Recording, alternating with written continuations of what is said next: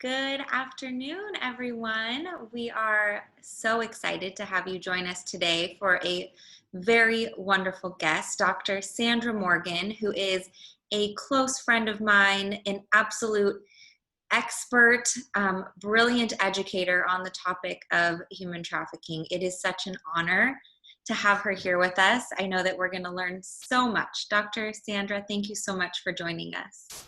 Thank you, Kelsey. I'm really excited about being here today. The moment you and I met, we had like this connection, and I'm grateful that I get to spend time with you. And I really hope soon I can do that in person. Oh, I know, me too. And just likewise, Sandra is a kindred spirit, someone who has just this incredible drive and ethos.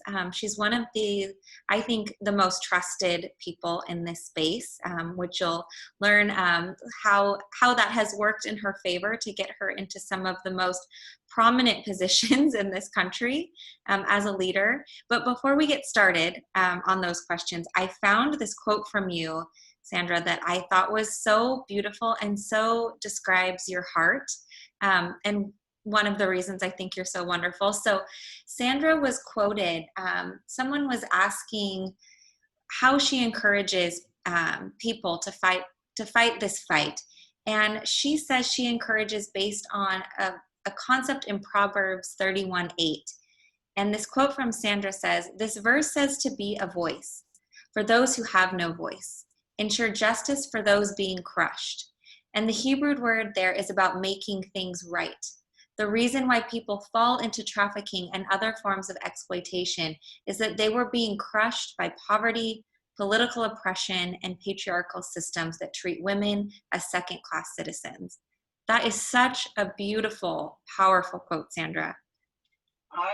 I'm very committed to that particular strategy. And when I talk about to my students, particularly about that verse, it's all one sentence. The first half, be a voice. Everybody wants to go make signs and go to demonstrations and all of this. But before you start doing that, study the issues. So be a voice, make a difference by studying first before you start talking. And then, of course, after the semicolon, ensure justice it's a mandate. It's not, some people talk about this, well, I'm so glad that you're called to do this work and I'm not. But it's actually a mandate for all of humanity. So Wow. I love that. I love that. Well, you have a very impressive resume in the fight against human trafficking. Could you take us back to the beginning? How did you first learn about this issue? I think, well, part of the reason my CV is so long is because I'm really old. And so I've had lots of opportunities, lots of time to build that. I was a young night nurse in pediatrics before we even had terminology for this. And at 2 a.m., I admitted a 14-year-old boy, and his mother and stepfather were selling him for drugs. That's the very definition of commercial sexual exploitation of children. We didn't have language, we didn't have policies, but I had heart and knowledge. I understood trauma, and I never forgot how difficult it was for our staff to figure out how to care well for this young boy. However, and I want to remind people, we have always, or for a very, very long time, had laws against child sexual abuse. And so we use those laws. So they didn't go free. I just want everybody to know that. Fast forward many years, and I was walking to my office on one of the main streets in Athens, Greece, where prostitution is legal, Kelsey. And I was used to seeing women standing in the door of brothels. And this time I saw a little girl who couldn't have been more than 12 years old. And I knew something was different. and I began to really study the issues and became very involved in Greece and became part of helping get their version of the Trafficking Victims Protection Act passed there, and worked with Doctors of the World, with our International Nurses Association, to build a collaborative community that would work towards service those victims. Wow, so that's just another thing to add to your CV, helping getting a law created in a country. Incredible. I was just on the team. Wow. Well, you have a lot of impressive roles. You're like a superwoman, all of the things that you do. I don't want to forget all of it, but some of the things you're currently doing. You are a co-leader of the White House's public-private partnership to end human trafficking. It's an advisory council. You are the leader of Vanguard's Global Center for Women and Justice. You run the Ensure Justice Conference every year at Vanguard. You also started and host the Ending Human Trafficking podcast. You do research on task forces here in California. You're an advisor to Willow International, our organization. What else am I missing, Sandy? It's so many things to be involved in. I'm a wife and a mom and a grandmother, and I wrote a cookbook, so you can cook. Wow. Yeah, those are my claims to fame. That is just incredible. So I think people here today are going to be wanting to hear about a lot of these different roles, but I want to start with the White House Public-Private Council. Could you share with us what that is and what the priorities of focus are for the council? The Public-Private Partnership Advisory Council to End Human Trafficking has up to 14 members. We currently have 11 members. It was created in a bipartisan bill, the Senate Bill 1312, as a legislative mandate to help us focus more on prevention and protection. Our advisory council prefers to say survivor care. Protection is a little bit restrictive, and so our focus is prevention and protection under the law. We are supposed to be looking at what we hear from the Advisory Council to End Human Trafficking, which is composed of survivors, and how are we doing with the President's Interagency Task Force, which comprises all of the federal agencies working on human trafficking.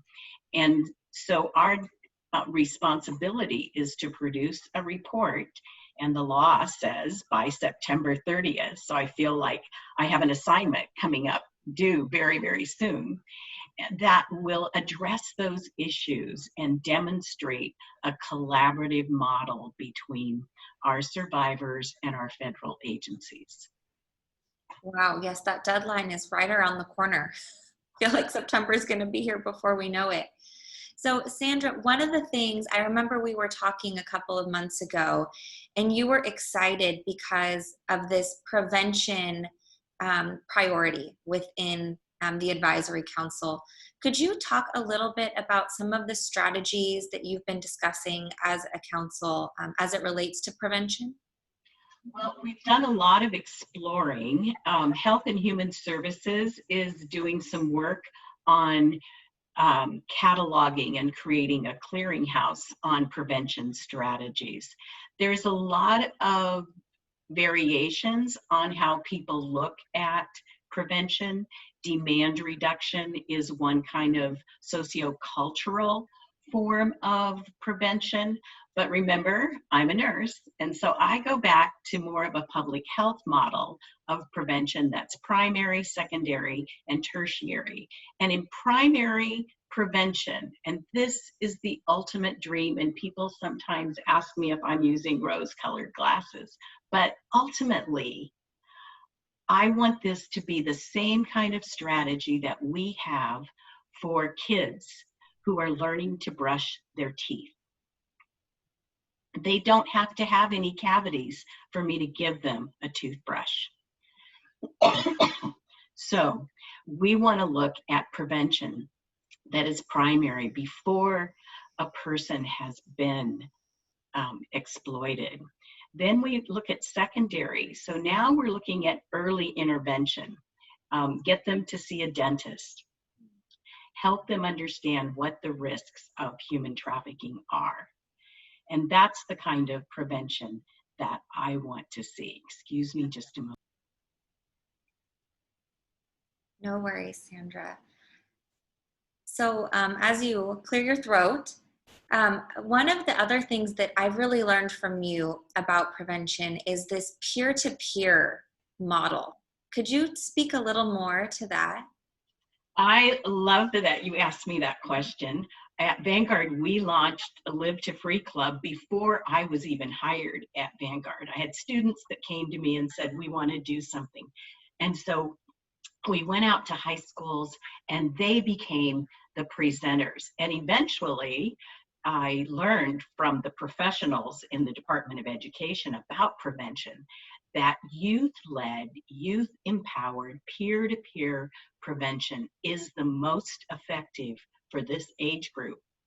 And if you think about it, anybody in the listening audience that has a 14-year-old, if you tell your 14-year-old not to do something, no, you can't go to the mall, they roll their eyes, they say, Susie's mom is going to let her, and they just don't trust us. But when we use peer-to-peer, youth-led, strength-based prevention, then we help build a community of youth who take care of each other.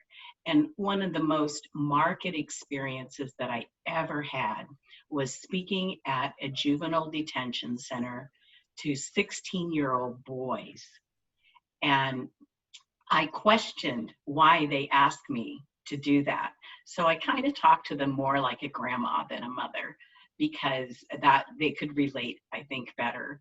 And afterwards, when I told them about the risks to their friends, to themselves, they lined up not to ask for themselves, but to tell me, I have a cousin, can you check on her?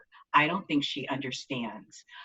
There's a neighbor in my community, and their drive to protect their community, their family, is what is going to create safer communities. That is incredible. I'll never forget sitting at your Priceless Luncheon last year, and you played a video that high school students and college, was it high school students, had made a prevention video. And I thought, you know, as an NGO, a nonprofit that comes in, we could sit around a boardroom and brainstorm content for a prevention video all day long, all year long, and never come up with as good of a video as these high schoolers made, because they spoke the language. They knew exactly the techniques of the traffickers. It was such a powerful video to watch. And it was written by a 15 and 16-year-old high school student, and all the actors were their peers. I love that. I think we need more of that in our prevention strategies. And on that note, you know, the anti-trafficking movement isn't that old. The US only passed our anti-trafficking law 20 years ago. So I think a lot of us are still learning. There's a long way to go. And so from your perspective, what do you think the biggest downfalls are in the current, sometimes more prominent anti-trafficking strategies, and how can they be improved? That's such a good question. I think one of the biggest downfalls is media sorry, I can't talk right now. It's when media sensationalizes human trafficking, that does a disservice, because it actually creates a false idea of what it looks like.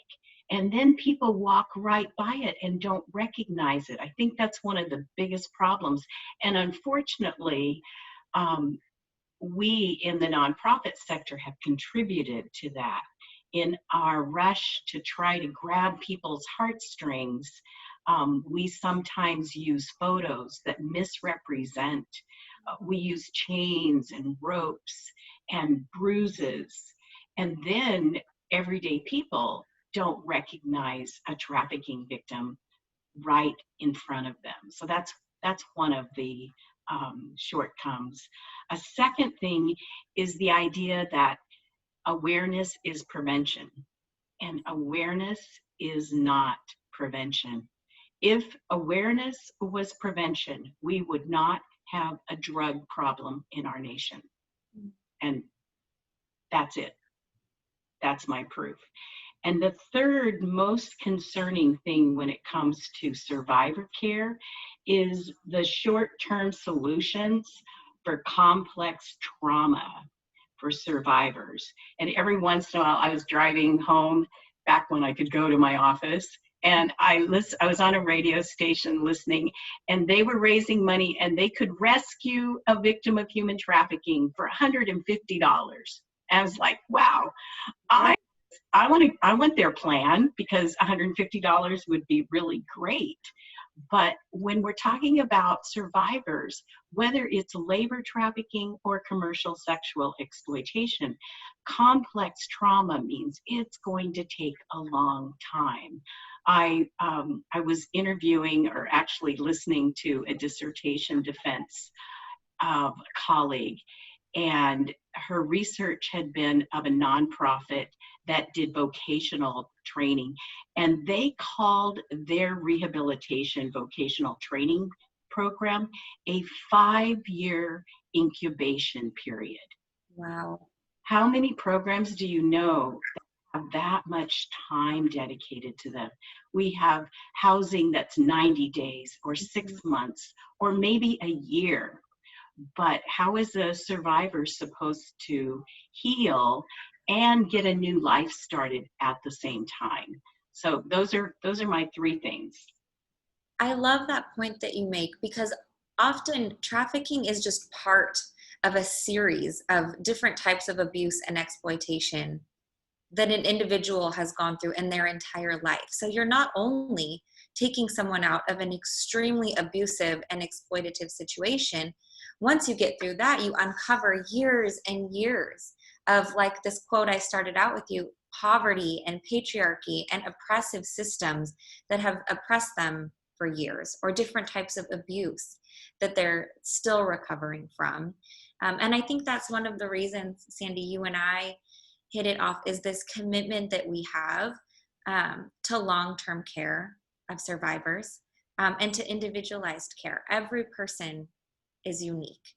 And so we have to address the needs of the individual, and we have to ensure that we're in it with them for the long run. I remember hearing a survivor speak, one of the survivors in Orange County, and people were asking her, what do you need? And she said, I need people who are really in this with me, people who are committed, not just for a 1-year program, but people who are going to walk this journey with me for years. And in my experience, that's what it takes.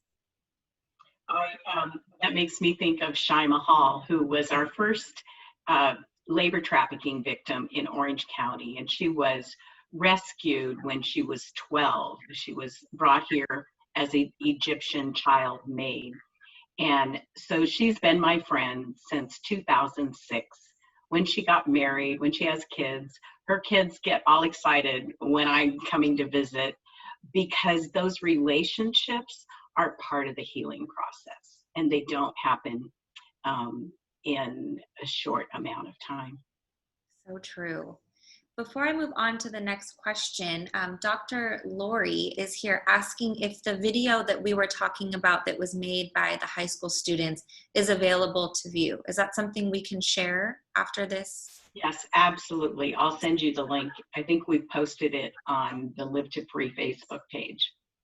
Fabulous. We will get that out to you, Dr. Lori. Thank you for joining us. So you were speaking about your role in Orange County, which leads us to our next question. You were one of the very first administrators for the Orange County Human Trafficking Task Force, a task force that has made national headlines for their collaborative model, for their really strong anti-trafficking work.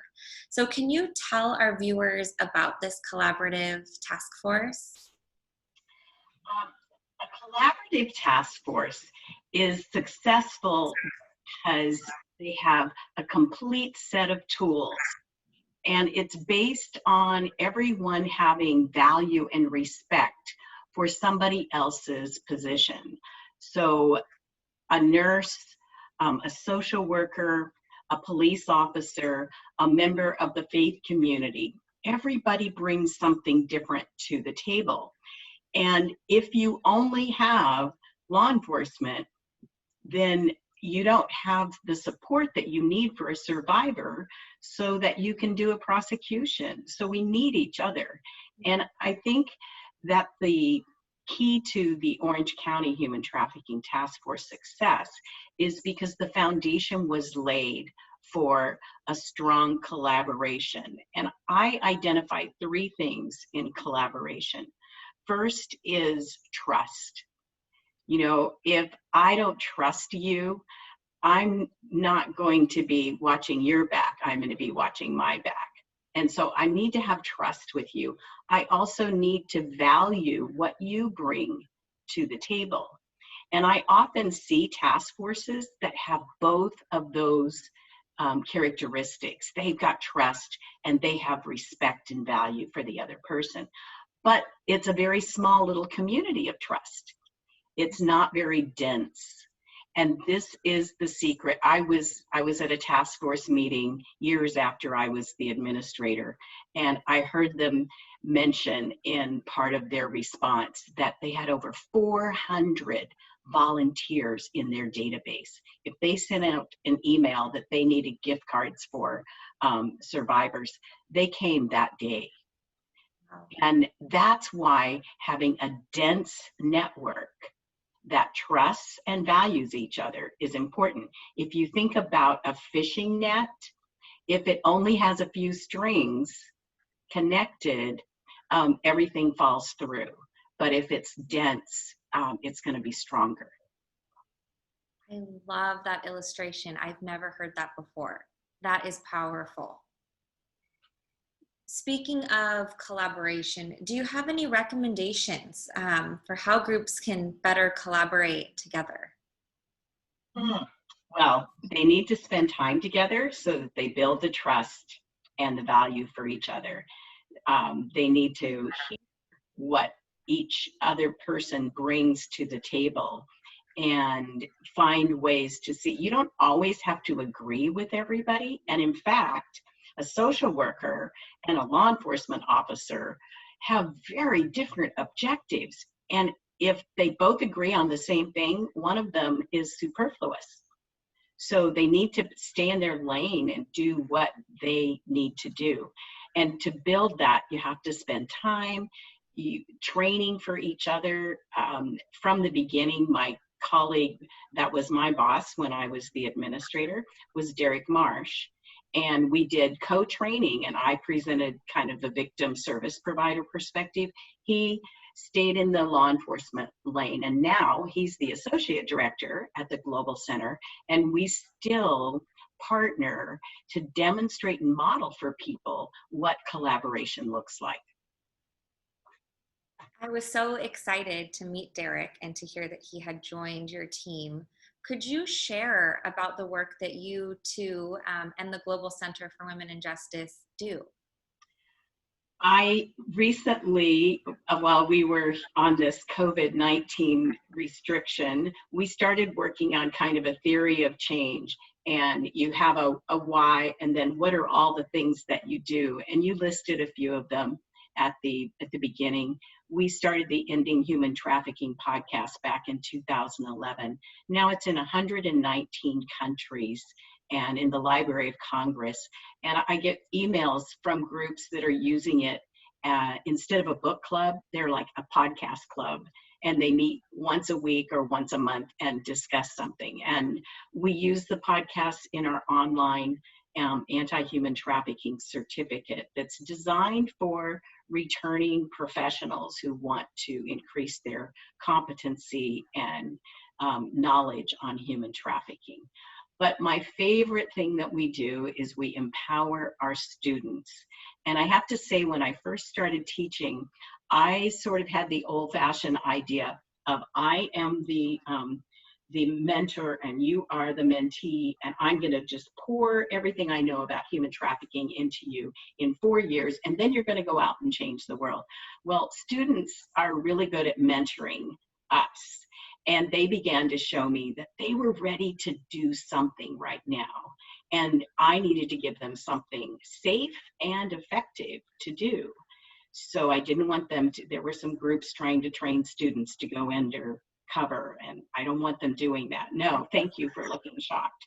So we started doing outreach to medical clinics, walk-in clinics. We did work with middle schools and high schools. And our Live to Free students now, it's such a well-designed program that they're accepted by our own Department of Education as best practice prevention, because they develop relationships with students and they partner in the community. I think one of my other favorite things to do is take my students on summer study abroad. We didn't get to go this year, but last year we went to a remote area of northern Argentina, a tribe border region, and my students also got to spend time with some of our adjuncts from the online training program who are in this as professionals, as service providers, as law enforcement, as federal agents. And so our students came back empowered, ready to empower their communities. Wow, that sounds like an amazing trip. I think Stephanie was on that trip with you. Isn't that correct? Oh, she's fantastic. Another thing that your students did that really impressed me was, I believe that they got all of the snacks and is it the coffee shop or all of the products at Vanguard to be fair trade? They made sure that there's always options. So it's a fair trade school.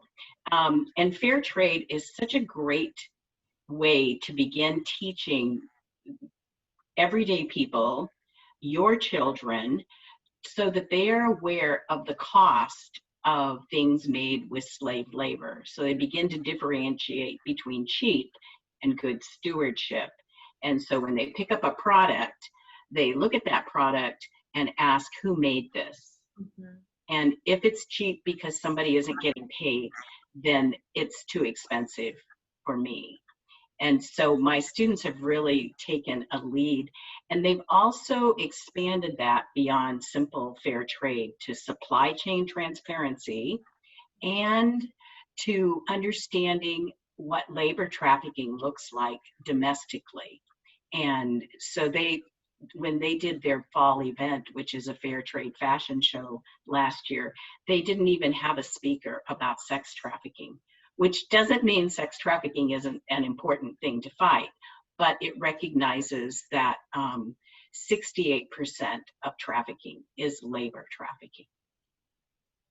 I love this as a model for other youth to get involved. So many college students are interested, and high school students, they're interested in doing something about trafficking. And starting a club is one thing, but starting a club like this that has actual impact and activities like this is just so incredible. So if there's any students listening, I would encourage you to follow the Live to Free model. They are doing incredible work and they're making a real difference.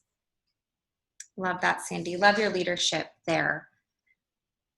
In addition, as in your role as the faculty director at the Global Center, how have your personal experiences informed the way that you educate your students? I love that you're such a storyteller. The things that you share always stick with me because you tell stories. And so I'd love for the audience to hear how these personal experiences have made you such a strong educator. So that's an interesting question. as I think about it, I remember when I first came to Vanguard and students are very interested, they want to study human trafficking. And I would say, no, please finish your sociology degree. No, go to law school. And here's my take on that. When I lived in Greece, I went to the island of Crete. And when we were in the palace of Knossos, a people that are 3,000 years old, I climbed down these steep stairs into the king's pantry, and there was this jar, they call it a pithari, that was as tall as I was, and I could imagine climbing into it, and you just see the top of my head. Now, you have to remember, they can't see. I'm vertically challenged. I'm 5'1", standing up tall. But the people of that day were about the same height. And they brought grain and olives and oil into the king's pantry in these huge vessels. And they didn't have a crane. So how did they do that? When they made this pithari, they baked candles all over it, from the very top, the lip, all the way to the base. So as they took it down the stairs, people grabbed those handles from wherever they were standing, wherever they could grab. And anybody can find their place to help move this issue forward. And we need experts, we need volunteers, we need everybody to find where to grab a hold. Another famous Dr. Morgan illustration that I will never forget. I love that so, so much. You mentioned your entrance into this world was as a pediatric nurse, and we've talked some about prevention. For our listeners who are wondering why we do prevention in the medical sector, could you share why that's important? Prevention of human trafficking in the medical. Oh, well, I believe that training healthcare providers is key to identifying kids who are at risk and to actually identifying victims so we can intervene. I think that research a few years back by my friend Laura Letter and published in the Annals of Law History showed that healthcare providers saw victims while they were under the control of their trafficker.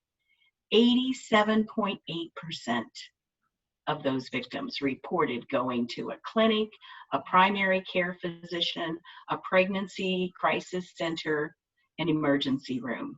So that means that the people on the front line need to be educated so that they can identify victims. I'm also, as I've gotten more and more involved in how the healthcare field can help the human trafficking field, they think like I do. They think about primary prevention. So I'm part of a couple of different working groups with nurses and doctors. And I love it because we all speak the same language. We're learning to speak the language to go out into the whole community. But we have working groups now that we're building collaboratives for designing screening tools for identifying children who are in labor trafficking right here in California. So there's lots of opportunity for training healthcare providers and bringing them to find their place on that pithari. Yeah, so I recently had a baby, and when I was in the hospital, one of the nurses was asking what I do for a living, and I was sharing with her, and she said, oh my goodness, a couple of weeks ago, we had a young woman in here, and she said, all of us were just convinced that she was a trafficking victim. And I said, what did you do? And they said, well, there was nothing we could do. We tried to talk to her. We tried to ask her if she was a victim, and she said no. She said everything was fine. And you and I, we know that that's common, that trafficking victims don't often identify as such, even if all of the signs are there. So Sandy, what would you have said to that nurse and to that medical staff? What could they have done? I'm going to give you a little thing I put together that I call participatory guidance, no, I don't know what I call it, but I'll remember. I put together this strategy that is based on the medical principle. When someone is discharged, you give them anticipatory guidance. If you end up with a streak running down your leg, call the doctor. If you wake up and you're a little achy or something, take a couple aspirins. So you give them some advice. Then I overlay that with the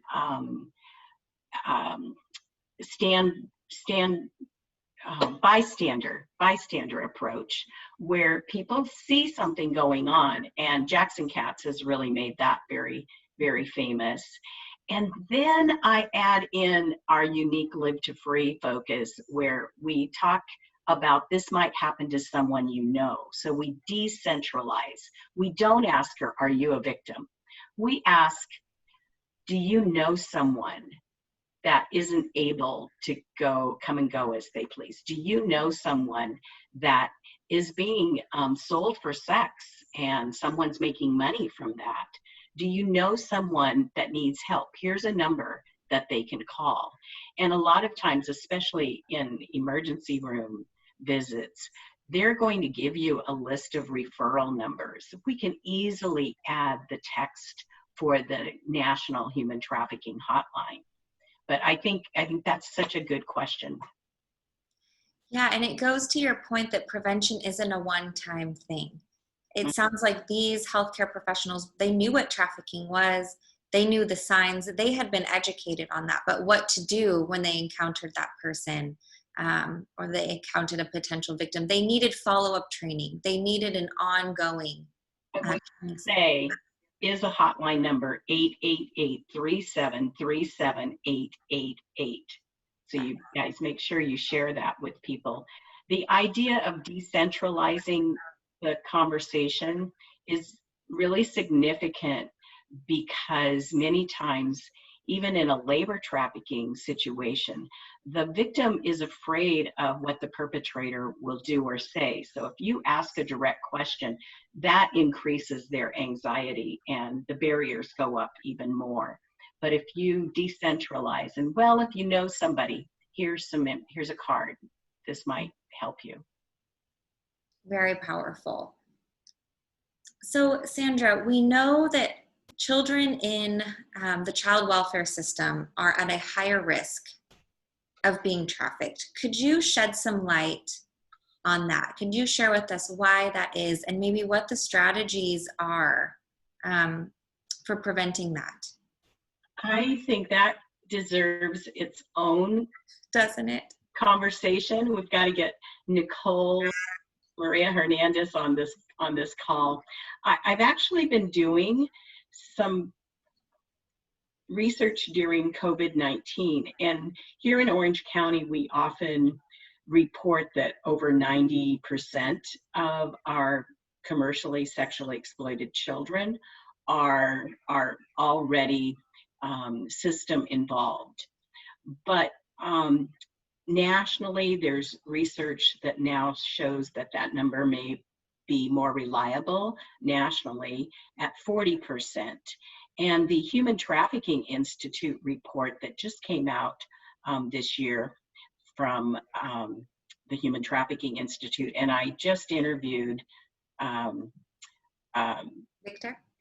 Victor Boutros on, and he mentioned that all of the federal cases on commercial sexual exploitation of children, only 9% were victim-involved kids.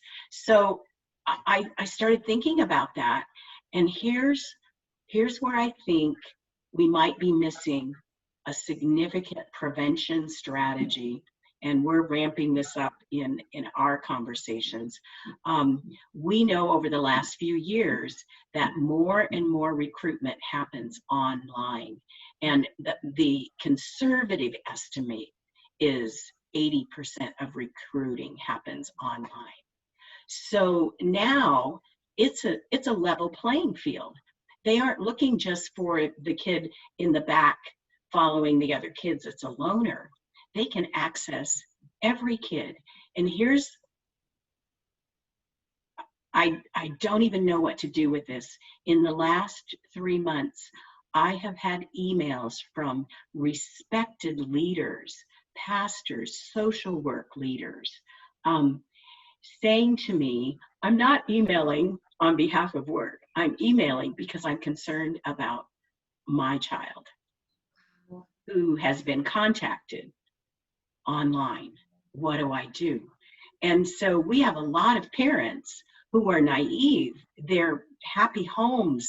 Their kids have everything they want, everything they need. There's no physical abuse. But it takes me back to a podcast I did, and you can search it on endinghumantrafficking.org. And it's called Brittany's Story. She was 12 years old in a happy home, but she had a dream. She wanted to be a model, and her parents knew this was a 12-year-old dream. So they just said, yeah, you finish school first. But she met someone online who said he was a talent agent, and eventually, long story short, he convinced her to get on a plane at night at Chicago O'Hare Airport to come to LAX for a casting call the next day. And when she told the flight attendant that she'd never been away from home, the flight attendant got more information. Air Marshal was contacted. Officers showed up. When they did whatever it is they do technologically to the phone, they found the ISP, and down a little bit further south, they found a home with 17 children who had all been recruited through their dreams. So I think our what we think we know now, we have to start learning again. And isn't that so true just with human trafficking in general? You cannot get comfortable because the trends are always changing. And I think something we really need to pay attention to is that in COVID times, our kids are online more than ever. They're spending so much time on the internet, on Zoom calls. They're doing school online. We have to be so careful, and we have to educate parents on how to teach their children to be internet safe. Absolutely. Important now more than ever. Crimes against children the reports aren't all out, but we know it's at least triple what it was pre-COVID. And NCMEC recently released some stats that had like 6 million alerts. And I want everybody that is on this video conference to know what you're supposed to do. You're supposed to report it to the cyber tip line. Don't call me. My daughter called me one time and I said, why are you calling me? I don't have any way of getting there, whatever. Know who to call, and the thing to do is to report online to the cyber tip line. So do you have any resources for teaching internet safety that you know of that we could share with our listeners? Favorite is the National Center for Missing and Exploited Children, NetSmarts. They have age appropriate, they have materials that are video, that are games, NetSmarts with a Z at the end.org. They also have training for parents. I know that we've done a little bit on our podcast about that, and we've also had experts in the field that have programs that train parents. And I get a little concerned sometimes because I don't think it should cost a lot to protect your kids. A lot of parents don't even know that there are privacy things they can turn on their web service, their Wi-Fi. Parents need to be educated. But the reason I promote the National Center for Missing and Exploited Children is because it is a public-private partnership, and your tax dollars help support the content that they produce. They partner with the FBI and other federal agencies. So you're actually already paying for those resources. Use them. That's great. NetSmarts. for all Next. of our listeners. And really interesting information from Dr. Lori here. She works with Child Help.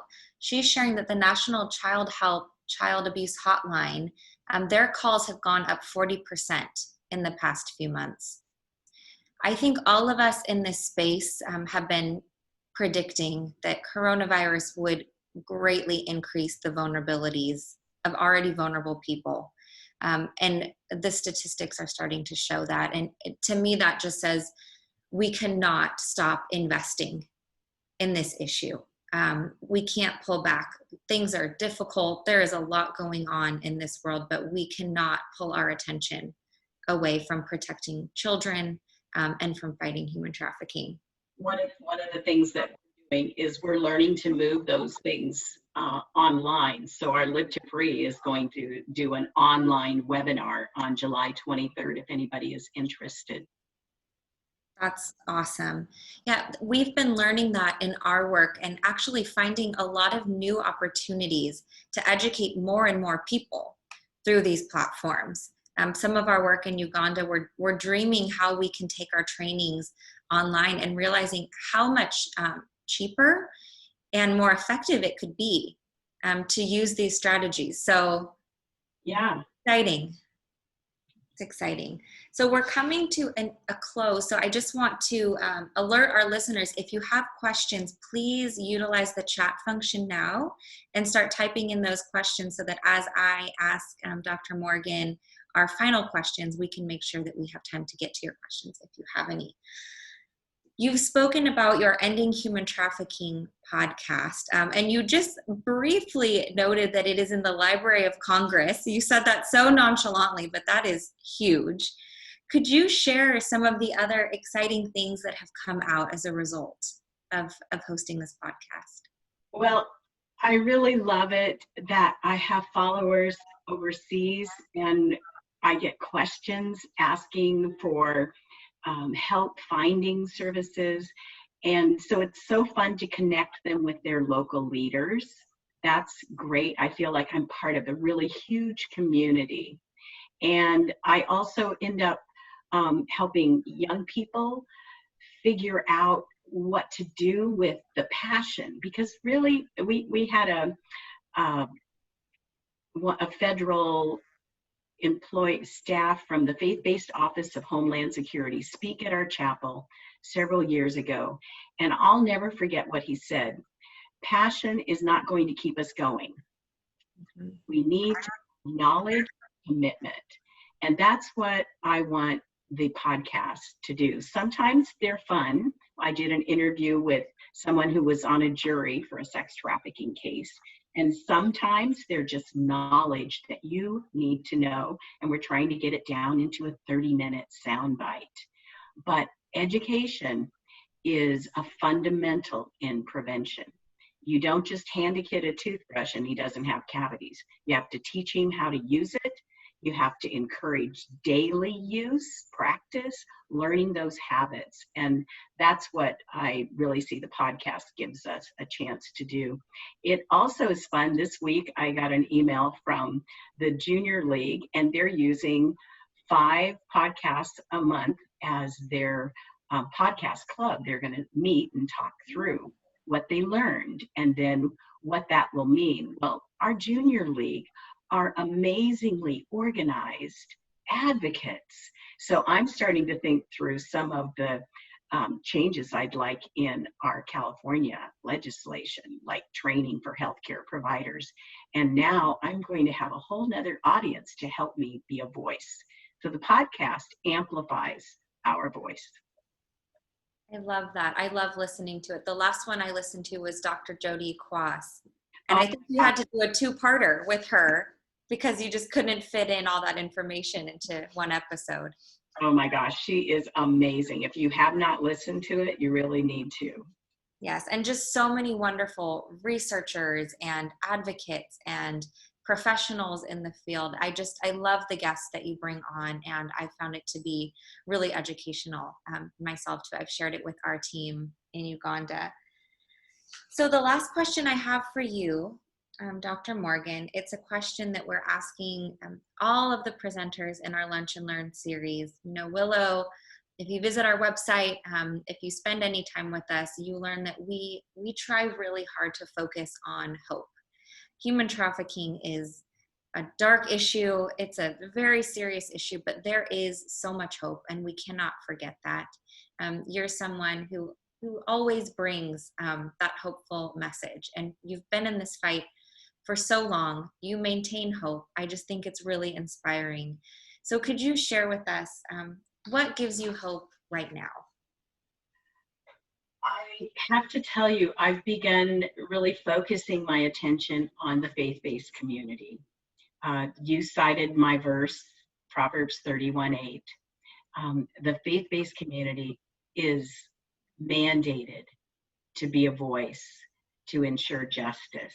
And I work across with different faith groups. You heard Rabbi Diana Gerson at Priceless last year. And so we have common roots in the understanding of what we as members of a created humanity are required to do for justice.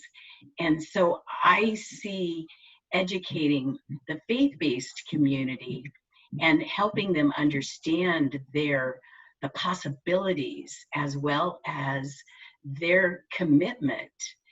Because way back when I was living in Greece, and I worked a lot with the UN Humanitarian Relief Commission, vans and vans and trucks of materials would come in to go to the Albanian area in the Serbian crisis to get relief materials there. But in some ports, when materials were delivered, they sat, and literally, I remember a picture of seeing rice and noodles that had been eaten by bugs and so on. And so it was really important. You get all this stuff, but you've got to have people on the ground to deliver it. And the HR guy said, oh, no problem. When we get here, we've got 3 churches lined up to help us because they already have an understanding of volunteering and service. They already have infrastructure to coordinate getting volunteers to come in, unpack, put in smaller bags, and distribute to the people who need it. So I feel the same way about prevention. If I had one leader from every church in my county who knew what prevention for kids looked like, those communities around that church would be safer communities for their kids. That's where my hope is. That's so exciting. And I know that you're working on some projects right now to help spread the word to faith communities. I actually, I told you I don't have time to write, and so I haven't done a lot of that, but I've been invited into a community of writers, and myself and 2 others were contracted by InterVarsity Press Academic to write a handbook for Christian leaders on combating human trafficking. We feel like of all people, we should be doing it well. Congratulations. That is huge. I can't wait for that book. I do have one more question, again from Dr. Lori. Thank you so much for your involvement. She is asking, what curriculum would you recommend to use with elementary children to educate on human trafficking? When we first started doing Live to Free, the high school principal, where I was first asked by students and parents to go, said I couldn't come. And that was because he thought I was going to talk just about sex trafficking. And he said it was too mature of a theme. So I repackaged everything, and we just talked about chocolate and child labor on the east coast of Africa. Well, then we could come in. And so I've spoken to kids as young as 6 or 7 about what it means to have slavery show up in the products that we buy. We use the Sweat and Toil app I was showing it to some teenagers in a youth program, and the social worker came back the next day and she said, I use this with my 3-year-old at the grocery store, just to begin to teach her that the decisions we make impact children in another place. So they were going to buy bananas, and then they saw on the app there was a tiny little hand, and that meant children were often the ones picking those bananas. So they decided to buy grapes that had been harvested down the road. Now, does that mean there was no labor trafficking in those grapes? No, but they did the very best they could with the knowledge they had, and they started teaching kids at a young age. Could you share a little bit more about that app with our listeners? Maybe mention the name again and how it works. Okay, Sweat and Toil app is produced by our Department of Labor. It has over 1,000 pages of research that is updated regularly, and you download it from your app store, whether it's iPhone or Android, Sweat and Toil. And then you can put in, when you're at the store, whatever product it is. You can look up a country and see when child and forced labor might be practiced there. I tell you, I love blueberries. And when you're buying blueberries, when they're out of season here, I found out they mostly come from Argentina, where children are not in school because they have to harvest the blueberries because it is about demand. Well, you taught me about that app, and I have it on my phone now, so thank you. I hope other people will also download it and use it. And it is such a great way to start that conversation with our children. We can start talking about consent. We can start talking about how we purchase things. We can start talking about all sorts of topics by having those really age-appropriate conversations. And you can still go to NCMEC and find age-appropriate stories and games. There is a video that I absolutely love to help kids learn it's okay to tell. It's okay to tell someone. And it really is combating pornography, but it never says the word pornography. It doesn't draw attention to that. It draws attention to what should a child do when something suddenly appears on their screen. So NCMEC, the NetSmarts is where you can get It's Okay to Tell. Can you spell that out, the NCMEC for our? NCMEC.org, National Center for Missing and Exploited Children. Thank you. Well, our time is up. You know that I could sit and talk to you, Dr. Morgan, for hours and hours, and I'm missing our lunches in these times of COVID, but I am so grateful that you took the time to be with us today. I always learn so much from you. I believe that our audience has also learned so much, and now this video will live on our website and on Facebook, so I know that it's going to reach so many people and have a huge impact. Thank you so much, Kelsey. It is such a delight to be with you. Thank you. And thank you, everyone, for joining us. We hope that you'll join us on Wednesday, where we have Dr. Sarah Trubridge joining us to talk about resilience. Ooh, Yeah. Oh, yeah, she's fabulous. So thank you and have a wonderful afternoon. Goodbye, Sandy. Bye.